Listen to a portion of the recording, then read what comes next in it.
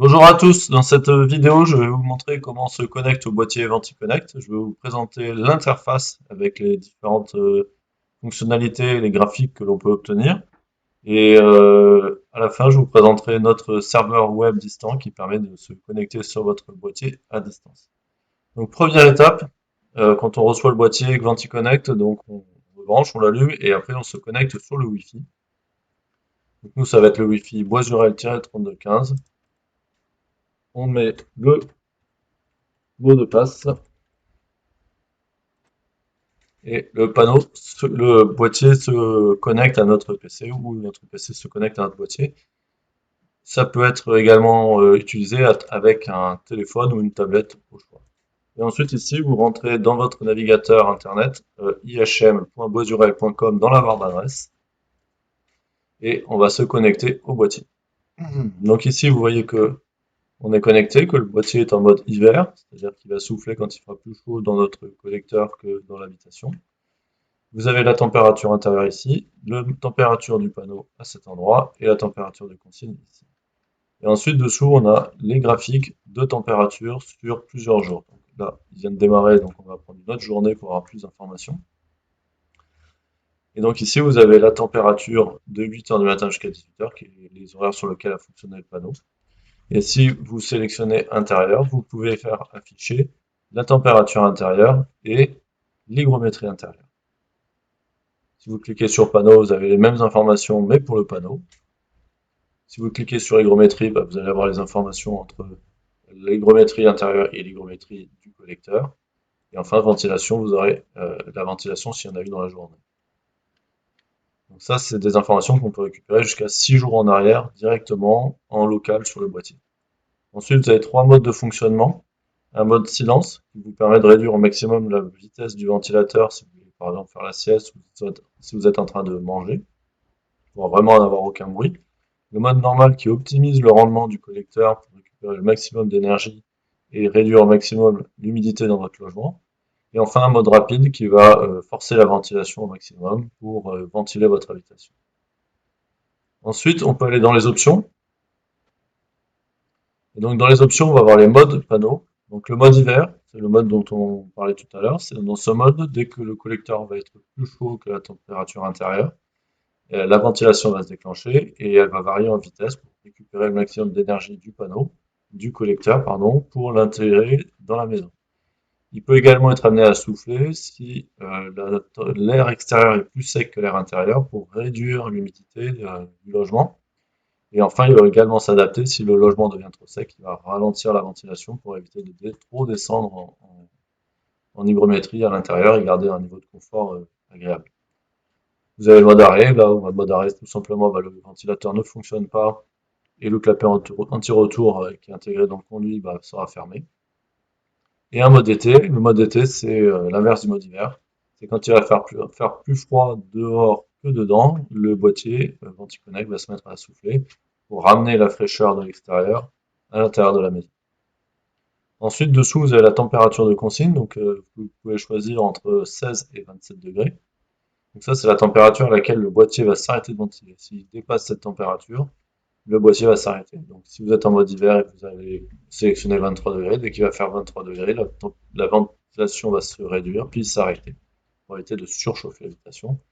Et à l'inverse, en mode été, si vous descendez en dessous des 23 degrés, la ventilation va s'arrêter pour éviter de trop refroidir l'habitation. Ensuite, ici, vous avez la gestion du Wi-Fi. Vous pouvez connecter votre boîtier VentiConnect à votre Wi-Fi local. Ça va vous permettre d'y accéder sans avoir besoin de vous connecter directement sur son Wi-Fi.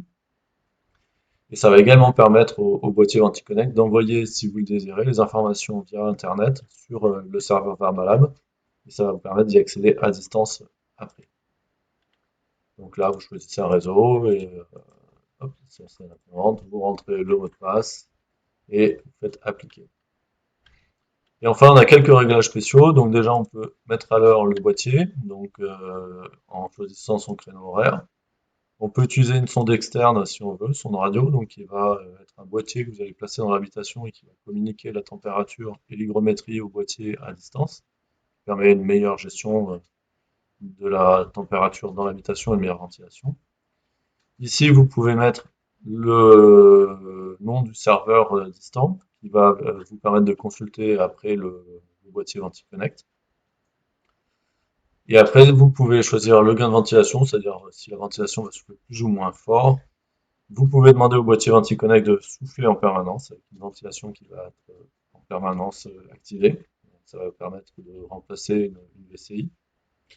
Et après, une distance capteur boîtier qui est importante pour récupérer la chaleur dans le boîtier VentiConnect. Dans le boîtier VentiConnect, pardon, voilà. Enfin, le retour ici, on revient sur la page principale.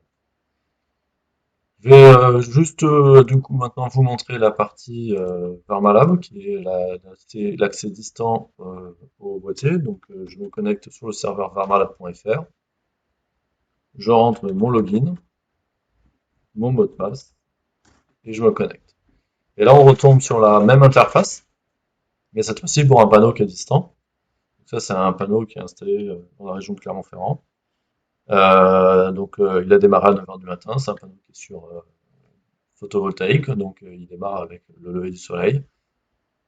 Jusqu'à 11 h, il n'était pas au soleil, et à partir de midi, il a commencé à chauffer. Donc vous avez 35 degrés de chauffe à midi avec un ventilateur qui a tourné à 56% de puissance.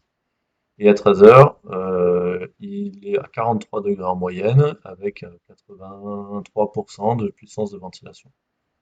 Donc un panneau qui est en train de chauffer l'habitation.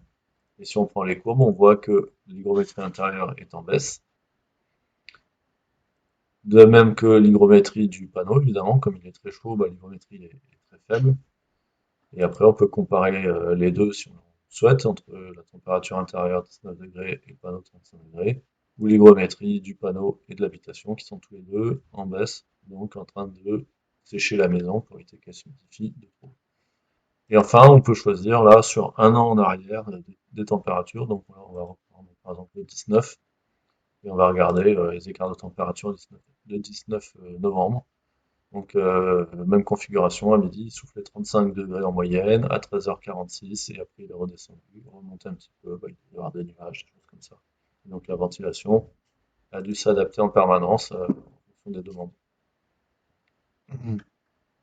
Et enfin, sur cette interface Varmalab, bah, vous pouvez resélectionner le mode dans lequel vous voulez que le panneau fonctionne et mettre une température de consigne dessus. Voilà, on a fait un petit tour d'horizon des deux interfaces possibles avec les boîtiers VentiConnect qui permettent de gérer le collecteur et la ventilation dans votre logement. Si vous avez des questions, n'hésitez pas à les poser en commentaire.